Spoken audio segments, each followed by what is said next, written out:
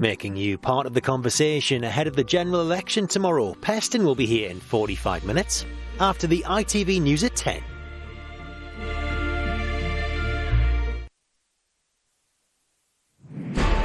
Who'll be behind this door come Friday? Just 2 hours campaigning left in the biggest vote in a generation.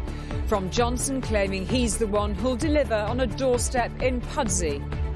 We can't afford more drift and dither and delay. I hope that people will go for a one-nation Conservative government tomorrow, take the country forward. That's what I want.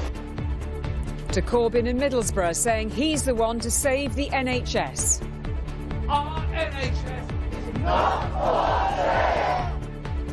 All the leaders have been on one big last dash, fighting for every vote in one of the bitterest elections in memory.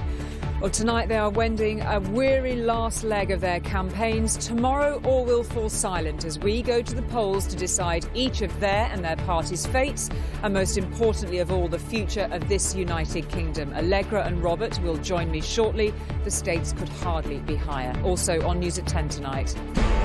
Was there ever such a fall from grace? Aung San Suu Kyi, former icon of democracy, defends her government from allegations of genocide.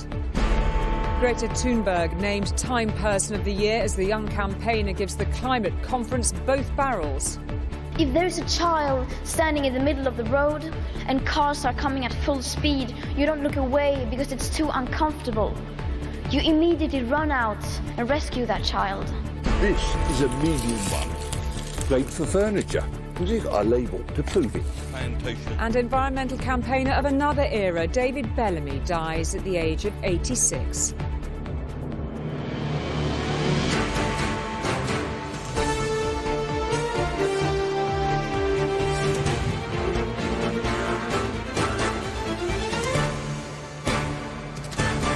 This is ITV News at 10 with Julie Etchingham in Downing Street. Good evening and welcome to Downing Street. Outside the door to number 10, the big prize, of course, in this historic poll. The campaigning is all but over, and tomorrow morning the voting begins in the first Christmas general election since 1923. Not until polling closes 24 hours from now will the exit polls give us the first clue as to who may have won and where Britain stands in relation to Europe. Tonight we'll be hearing from our correspondents on the front line. Paul Brand is with the Conservatives. Libby Vina has been tracking Labour. Rebecca Barry reports on the Lib Dems. Emma Murphy on the Brexit Party, while Peter Smith assesses the SNP in Scotland. But first to Paul, who, like the climate campaigners to his bus yesterday, has been sticking like glue to Boris Johnson's Conservatives. For Mr Johnson, like all the leaders, all there is to do now is to await the verdict of the ballot box. Emerging before dawn this morning, for Boris Johnson, this really is delivery day. He stacked 2 crates on the milk round in Leeds, but this is the last chance for him to carry the country. Stomach churning, Prime Minister. Good one. He knows tomorrow it'll be the voters delivering their verdict. This could not be more critical, it could not be tighter. I'm just saying to everybody, the risk is very real that we could tomorrow be going into another hung parliament. That's more drift, more dither, more delay. Prime Minister, will you come on Good Morning Britain and deliver on your promise to talk to Piers and Susanna? In an election often short on answers, the Prime Minister was accused of refusing to provide them again today, slipping off to avoid an interview with Good Morning Britain. Taking care to avoid the riskier rounds, the Conservative campaign has offered just the occasional surprise. It's so nice to meet you, Mr Prime Minister. What are you doing out so early? There have been few laughs in this election. The Prime Minister's next stop, Derby, where any jokes now look a little overdone. This is the oven ready pie. Will that promise of a Brexit deal ready to go be as tempting as he hopes? What do you think of Boris Johnson? I think he's brilliant. Is it? I think, if I'm honest, he's about the only... Well, he's got some balls. I think he'll get the job done. I don't like him, sorry. That's all I'm saying. Why not? I don't support his policies. I don't trust him. Trust has been an issue everywhere he's gone, and yet he needs the faith of those for whom voting Tory will be some journey. These are the final flying visits, quite literally, for Boris Johnson. For one last time today, his plane charts the political path he needs to travel through Labour heartlands to land back in number 10. This afternoon, a quick touchdown in Wales to roll out wrapping paper in Caerphilly, unsure where he'll be for Christmas. Prime Minister, are you nervous that the election could badly backfire on you? Thank you, Paul. Thank you. Are you nervous today?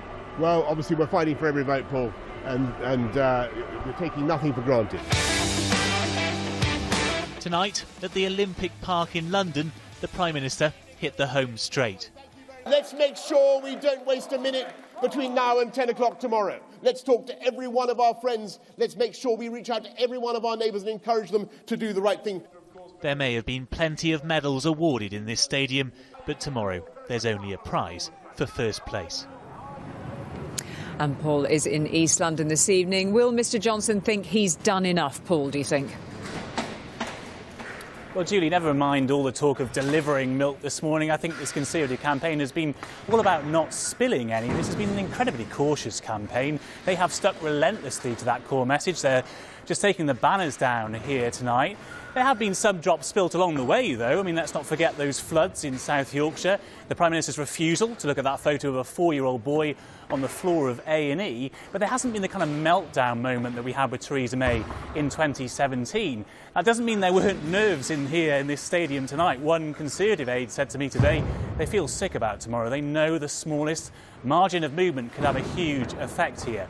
One last push today, though, to win, but this has always been Boris Johnson's election to lose.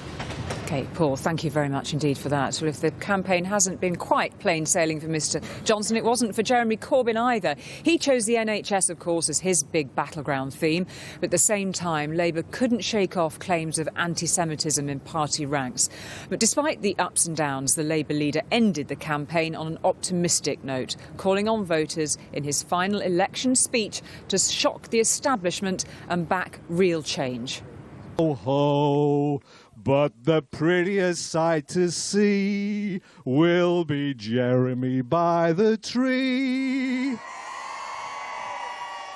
by number 10's front. What Labour wants for Christmas, but does disappointment await? In Middlesbrough, they'd braved the cold to see the man they hope can make it into number 10, but can he? I don't see any reason why not. I think he'll have a lot of youth support, and I don't think that's been taken into account as much as it could be. There's been absolute decimation and neglect in this region for decades and decades. So Brexit was sort of a symptom, really, more than anything else. There were familiar themes in his speech. Our NHS is not for sale! Not for sale now or at any other time in the future. And a dig at the Tories over the way the campaign was waged. We have 51 days of unbelievable levels of abuse hurled at leading figures in the Labour Party. If you wish to inhabit the gutter, that's absolutely fine by me, but I will not be joining you there. He hopes he can defy the odds. Tomorrow, let's go out there and win that election, win for Labour and get a Labour government. Jeremy Corbyn believes he has been closing the gap, but in truth this campaign has been one of mixed fortunes. The party expending a lot of energy shoring up its heartlands, less time taking the fight into Tory territory. Still think you can do it? Of course we're going to do it. No problem at all. He brushed aside questions about his own popularity. Later, at a rally in South Yorkshire, even turning mimic to put the spotlight on his rival over his claims about building new hospitals. I said, OK, where are they? Oh, I don't know. Sort of, you know. That went down well here. Now it's up to the voters to judge for themselves. Well, Libby's back in London now too. Libby, Mr Corbyn's been pretty upbeat and positive today. Just how confident should he be, do you think? Well, I think Jeremy Corbyn really enjoys campaigning, and in the last few days we have seen sizable crowds at his rallies, often in freezing temperatures. His last rally has been back here on home turf in northeast London. I think the big question, though, is he just preaching to the converted, or has he won over new supporters to his ideas of spending big on public services, renationalising key sectors of the economy and rethinking Brexit? I think there is some evidence that people have warmed to those themes, less evidence that people have warmed to him as a leader and a potential Prime Minister. Libby, thank you. Well, the Lib Dems set out with a clear message at the beginning of their campaign. A vote for them was a vote to reverse Brexit. But as reality has bitten, that agenda shifted to call for a second referendum. Their leader, Jo Swinson, ended her campaign today concentrating on constituencies around London and the south, where the party believes it can pick up seats from the Conservatives. She repeated her call to deny the Tories an overall parliamentary majority through tactical voting. They've spent weeks clearly spelling out what they do. Are we going to stop Brexit? And on the final day of the Lib Dem fight, Jo Swinson chose to target true blue constituencies, where the majority of voters backed Remain. Here in Esher and Walton, they've got the Foreign Secretary Dominic Raab in their crosshairs, hopeful of a cabinet scalp come Friday morning. I am certainly very optimistic that we will be able to cause some upsets. It's very close. It can come down to a handful of votes, and we don't want to be waking up on Friday having just missed out from toppling some hardline Brexiteers by. And the activists pounding the streets still have high hopes. Well, what I would really like is for the Lib Dems to win the election and just revoke Article 50. Which means wishful thinking, though, isn't wishful thinking now, yes. Both the Conservatives and the Labour parties have massive problems right now. But it seems the Lib Dems may not have capitalised on those opportunities. Potentially, but you know what? I think that's a flaw with Lib Dems in general. I think a flaw with Jo Swinson? No, I don't think it's a Jo Swinson problem. Next stop, Guildford, where the Lib Dems hope their pact with the Greens, whose candidate stood aside here, will give them a clearer run. It's in places like this where people voted Remain. Jo Swinson hopes her Stop Brexit message will resonate. And tomorrow at the polls, people will allow their Brexit identities to triumph over any party loyalties. Next, an LGBTQ venue in Wimbledon, a chance to highlight the Lib Dems' pledge to tackle discrimination. At the start of this campaign, she told us she could be Prime Minister. Even these loyal supporters don't believe that now. But on the eve of decision day, they're still upbeat. Rebecca, the Lib Dems began this campaign seeing this election as a real chance to re-establish themselves as a force for change. Is this still a realistic ambition? Well, that ambition that defined Jo Swinson's start to the campaign gave many Lib Dem activists real hope. And while today Jo Swinson was still insisting that the final hours could make all the difference, there is no doubt that Lib Dem ambitions have been downgraded. When I asked Jo Swinson today whether she felt she could have done more, she insisted that she hasn't been afraid to open herself up to scrutiny, to do every phone-in, every debate, every difficult interview, unlike some others. For me, today, the campaign had more energy than I've seen so far, but will it be enough? OK, Rebecca, thank you for that. Well, the SNP, on the other hand, could have a huge role to play in the new political landscape after the votes have been counted. The SNP leader, Nicola Sturgeon, spoke of locking Boris Johnson out of Downing Street if the result is a hung parliament. But her campaign also had something of a twin focus, of course, with SNP ambitions for a second independence vote also high on their agenda. Every seat the SNP picks up from the Conservatives tomorrow could be enough to tip the balance of power away from Boris Johnson. And Nicola Sturgeon doesn't want to let that opportunity slip through her fingers. It was the 12 Tory gains in Scotland last time around that made the difference. This time, the SNP leader's appealing for Scots to vote tactically. A vote for Labour or the Liberals risks letting the Tories in the back door. So Scotland tomorrow, if we want to stop Boris Johnson, we have to come together, no matter how people have voted in the past, come together, vote SNP to make sure that Boris Johnson is locked out of office. Sturgeon spent her final campaigning hours today targeting seats the SNP lost in 2017. Enjoy your dinner. Happy Christmas. This was a Christmas party in East Bartonshire. That's Jo Swinson's seat, where the SNP want to dethrone the Lib Dem leader and claim one of the biggest scalps of the night. She came in to just apologise for being late, for keeping me back from my suit. Was that enough to win your vote tomorrow? Oh, definitely. Have you been impressed with her in this campaign?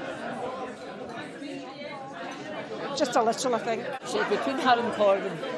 One of the two?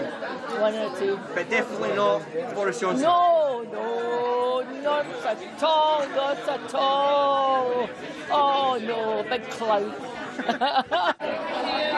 Nicola Sturgeon's called this the most important election in her lifetime. Voters here could hold the keys to Downing Street tomorrow, and she's aiming to see to it that Scotland locks Boris Johnson out of number 10. And Peter is in Glasgow tonight. Much at stake for the SNP, Peter.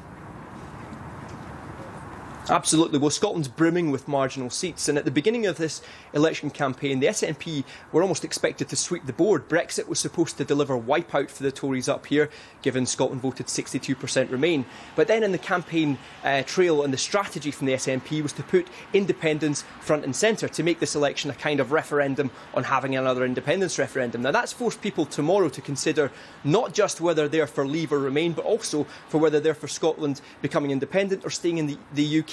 If it's worked, Sturgeon could be kingmaker for Corbyn on Friday and in return secure Indy Ref 2. If it's backfired, she could have inadvertently helped Boris Johnson to get into number 10. He'll say no to Indy Ref 2 and take Scotland out of the EU. Much like this election, it's on a knife edge. She'll either be saint or sinner, and it could go either way. Fascinating. Thank you very much indeed for that, Peter. Well, arguably the Brexit Party had its best moment before the campaign began in earnest. Their agreement not to contest the seats of sitting Tory MPs, making them seem like a player in the election equation. What Nigel Farage's party wants most, however, are seats. Emma Murphy's been following their campaign. Emma, do you think they've done enough to win any? Well, Nigel Farage wasn't willing to tell me whether he thought that was the case this morning. What he was willing to say was that he thought the Conservatives might get between 30 and 40 seats. But he went on to admit that although he's a betting man, he wasn't putting any proper money on that. I think what is very significant is the concern amongst certainly members of the Conservative Leave side of the party about the number of votes that the Brexit Party may get. They might not get enough to get their own seats, but they could get enough to do real damage to Tory hopes of getting seats. So there are polls suggesting that that is likely. Nigel Farage says no, it's not the case. To be honest, there's a poll for pretty much every opinion tonight, so it's probably better to wait and see what the voters say over the next day or so. Emma, thank you very much indeed for that. Well, election winners tend to be the party leaders who catch the spirit of the times, but exactly what that is has sometimes seemed a bit tough to work out in this election. ITV News has been travelling the length and breadth of Britain to understand what's important to voters, and our national editor Allegra Stratton visited a large number of constituencies that might be called the key battlegrounds to find out just what those issues are which may sway voters tomorrow. Well, Allegra is back at base.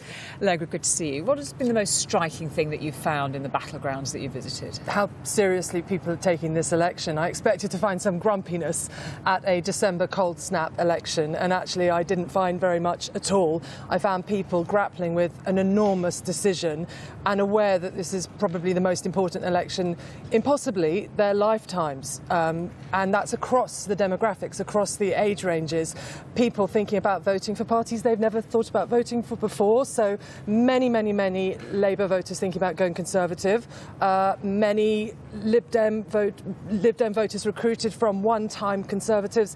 And indeed, some Conservative voters now going Labour. This evening, in many households, I really do think there's a lot of soul-searching going on. Now, you're going to be in our election studio tomorrow night. It's a long night ahead, of course. What are you going to be looking out for? OK, four top-line things. Firstly, that red wall. I don't know if viewers at home are yet familiar with it, but this is the idea that from Wales to Grimsby, on the east coast of England, there are many Labour seats, some of which have been Labour for almost 100 years. Can the Conservatives make inroads there? They have to, really, if they're going to be looking at getting a majority tomorrow night. Then you have whether the Conservatives can hold off the Lib Dem attack in places where they're sitting on Remain voters. Then two more things. Firstly, is whether Labour's done enough to stay neutral on Europe. And then fourthly, what happens in Scotland. It's going to be a fascinating night, whatever, Allegra. Thank you very much indeed for that. And you can find all of Allegra's brilliant battleground blogs and reports on our website, itvnews.com. And a little later in the programme, I'll be joined by our political editor, Robert Peston, for his assessment of where the parties stand tonight at the end of their campaigns. And, of course, don't forget, we'll have special election results coverage right here on ITV with Tom anchoring our election night programme tomorrow night. You won't miss a twist or turn. It all starts at 5 to 10 tomorrow. After a turbulent year of snap elections, by-elections, re-elections, revisions, divisions, petitions, indecision, half-turns, U-turns, recalls, swings, debates, polls, legislation, and deliberation. We'll give you clarity on where the country stands. Election 2019 live, the results. Tomorrow at 9:55 on ITV. Well, more on the election a little later, but first now to some other news this evening. The Nobel Peace Prize winner Aung San Suu Kyi, once globally revered as an icon of human rights, tonight denied that Myanmar, the country she now leads, has committed genocide. At the International Court of Justice, she had heard harrowing testimony of how the country's minority Muslim Rohingyas were subjected to systematic murder, rape and the wholesale destruction of communities. Despite this, she said any claim of genocide was incorrect. She used to be seen as morality personified. Now Aung San Suu Kyi is defending her country against the most serious charge there is: genocide. The case being heard at the UN's top court was brought by Gambia on behalf of the Muslim world. The accusation is that through the torching of villages, mass murder and rape, the Myanmar military was guilty of the intentional destruction of a people, the Rohingya.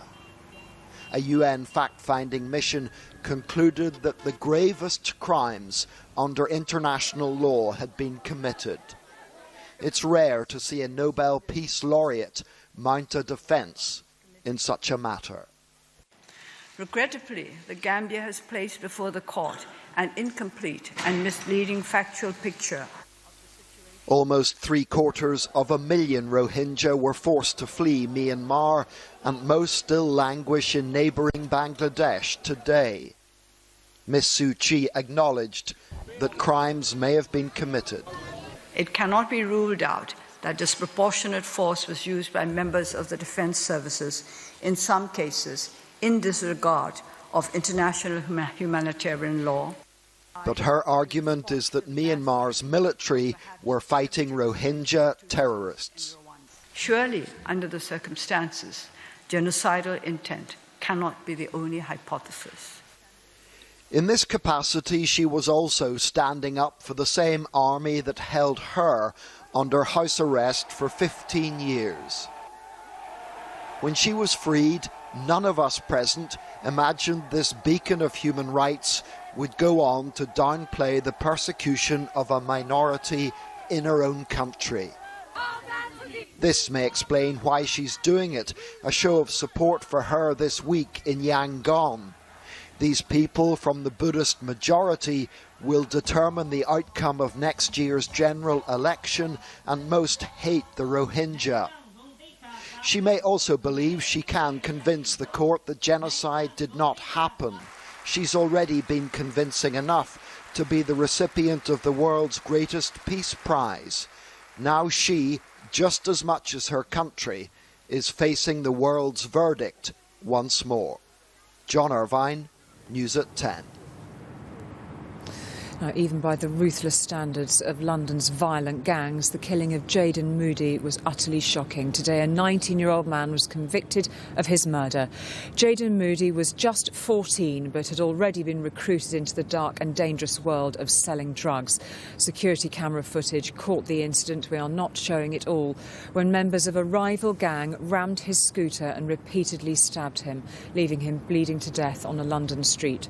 Ayub Majaleen was found guilty of his murder at the Old Bailey today. The fact that the climate change activist Greta Thunberg has been named as the youngest ever Time magazine Person of the Year is unlikely to have cut much ice with her. She and a lot of other young demonstrators had other things on their minds today at the Climate Change Summit in Madrid. She accused world leaders of replacing real action on global warming with what she scornfully called creative PR. This is Greta Thunberg's time. Just 18 months after she first walked out of school in anger and frustration, she's surrounded by adoring politicians and scientists about to address the United Nations Climate Summit. In an emergency, you change your behavior. If there's a child standing in the middle of the road and cars are coming at full speed, you don't look away because it's too uncomfortable. you immediately run out and rescue that child. And without that sense of urgency, how can we, the people, understand that we are facing a real crisis? Young climate protesters took to the stage after she finished. But the national delegations who must agree to give up fossil fuels and protect forests were barely present. What can the movement hope to achieve if not even people here are listening? And shortly afterwards, a different kind of protest erupted outside the room, hosting high-level talks. I've never witnessed scenes like this at a climate summit before. A group of protesters gathering here to try and get into the plenary session to put pressure on delegates. Such is their frustration at the lack of progress here. But there was some political action. An announcement by the EU to go carbon neutral by 2050. And it's setting aside a €100 billion fund to finance the transition. It aims to reduce emissions by at least 50% by 2030, with ideas like a border tax on goods with high carbon footprints. Their target isn't consistent with 1.5 degrees, though. It needs to be stronger in order to have the credibility for China to step up to the table as well. A carbon-cutting pact between the EU and China, the world's two largest economic blocs, is now seen as key. Without it, today's young people will be living in a dangerously warm future. Tom Clark, News at 10, Madrid. Well, today saw the death of one of the great characters of British television, the conservationist David Bellamy. He was 86. And this is a medium one, great for furniture. You've got a label to prove it. Bellamy's cuddly bearded figure and gravelly voice lent a distinctive tone to his TV programmes, which in the 70s and 80s rivalled those of Sir David Attenborough for popularity. In later years, he believed his controversial views on global warming led to the downfall of his TV career, but his lasting legacy was to have inspired a generation of young people to care about nature and conservation. Sad death today of the naturalist, broadcaster and TV personality David Bellamy. Well, back now to election matters, and with me in Downing Street is our political editor, Robert Peston. Robert, we stood here the night this election was called. What have you made of this campaign? Well, I agree with Allegra that this is the most important election of my lifetime, more important even, I would say, than 1979, which ushered in Margaret Thatcher and her radical changes to the way we govern ourselves, because if we choose Boris Johnson as Prime Minister, then we'll be leaving the EU at the end of January, and if we choose Jeremy Corbyn, we'll get a referendum. But also the biggest increase in public spending, taxation, borrowing, investment in the public sector, spending on benefits and public services that actually we've seen since the 1960s, and yet there's been no sophisticated, or I would argue terribly intelligent, debate about all of that. Instead, the campaigns have focused on the characters of Johnson and Corbyn, whether either are trustworthy. In the case of Jeremy Corbyn, what it means that he failed over years to eliminate anti-Semitism from Labour, and in the case of Boris Johnson, what it means that as a journalist for years he was so casually, some would say, offensive to gay men, women and Muslims. So I've just had Rosie Duffield on my show, which you can see in a little bit of time, saying this has been a race to the bottom, and it's hard to disagree with her on that. And on the eve of this poll, then, where do you read the standing of the parties, Robert? Well, again, what was really interesting, as I say, when I interviewed John McDonnell tonight, he is talking, some would say ludicrously, about Labour getting the numbers to win the election. No pollster thinks that's going to happen. But Brandon Lewis, a Tory minister, is talking about a one-seat majority would be enough, 20 or 30 would be good. Rosie Duffield, a Labour MP, again, saying she thinks the Tories will get 15, a majority of 15. Now, what I read in all of that is that Tory hopes of a very big majority, they're probably going to be dashed, and we could be tomorrow night into hung Parliament territory. A huge amount at stake. Huge amount at stake, and I know you'll be taking us all through the ebbs and flows of that tomorrow night with the team too, Robert. Thank you very much indeed for that. Well, it has, as Robert's been saying there, in many ways being an odd and strangely unedifying at times election, the latest in a crowded succession of votes since David Cameron won a majority in 2015. It's been a campaign of lows as well as highs, and yet with all that's at stake, Brexit, austerity, the NHS, it has also been called the most important election of our lifetimes. Here are some of the campaign's standout moments. Off they went on a 5-week campaign crisscrossing the country, each desperately trying to stick to those now all too familiar messages. We're going to get Brexit done. Our NHS is not for. But soon finding themselves in deep waters. Boris, you didn't see them little girls from Fish Lake with no shoes on their feet, Boris. Struggling to clean up the mess. Just say sorry. Our party and me. Yeah. Do not accept anti-Semitism in any form. So are you sorry for anything that's happened? Obviously, I'm very sorry. Struggling to be taken seriously. Does the truth matter? I think it does. And I think it's very important. I think it's very important. Briefly, I've made the position clear. We will have a referendum. We will have negotiation. As others insisted this was more than a two-way fight. I am excited to stand here as your candidate for Prime Minister. If there is a hung parliament, an outcome that could give Scotland the balance of power. The manifesto launches came and went with little upset. What I have here...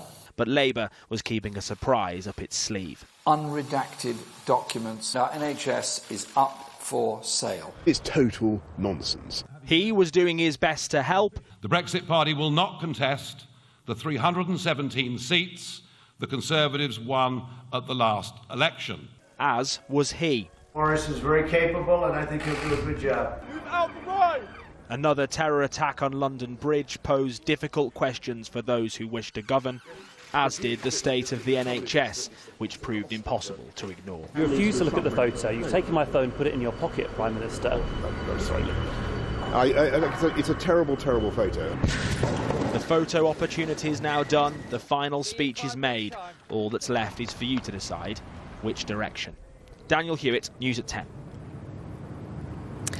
The highs and the lows of the past 6 weeks, and the sound and the fury is about to abate at last. A few hundred yards away in the dark chamber of the House of Commons, the green benches wait to be filled with a new intake of MPs, on whose shoulders this country's future rests.